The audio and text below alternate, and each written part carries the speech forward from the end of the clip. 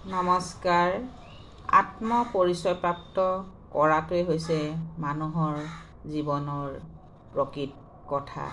এই পৃথিৱীত অতি কম সংখ্যক মানুহেহে নিজৰ শক্তিক চিনি পায় আৰু সংসাৰত অসাধ্য সাধন কৰি থৈ যায়। আনহাতে বহুতো লোকে নিজৰ শক্তিৰ প্ৰতি অপৰিচিত হৈ ৰয় আৰু কোনো কৰ্ম নকৰাকৈ তেওঁলোকে এই পৃথিৱীৰ পৰা মেলানি মাগে। সেইবাবে নিজৰ শক্তিটো পৰিচয়প্ৰাপ্ত হৈ জীৱনৰ লুপ্ত হৈ থকা প্ৰতিভাবিলাক সুপ্ত কৰি বিকশিত কৰিব পাৰিলে আমাৰ জীৱনটো সোণৰ দৰে জিলিকি উঠিব।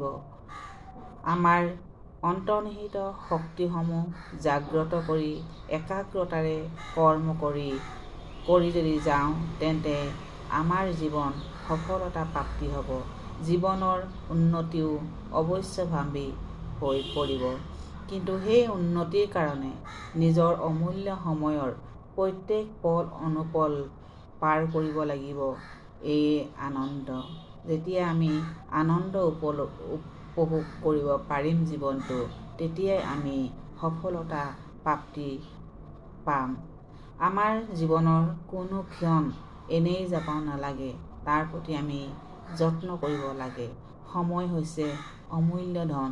এবাৰ যদি সময় গুচি যায় হাতৰ পৰা, তেতিয়া আৰু কেতিয়াও ঘূৰি নাহে।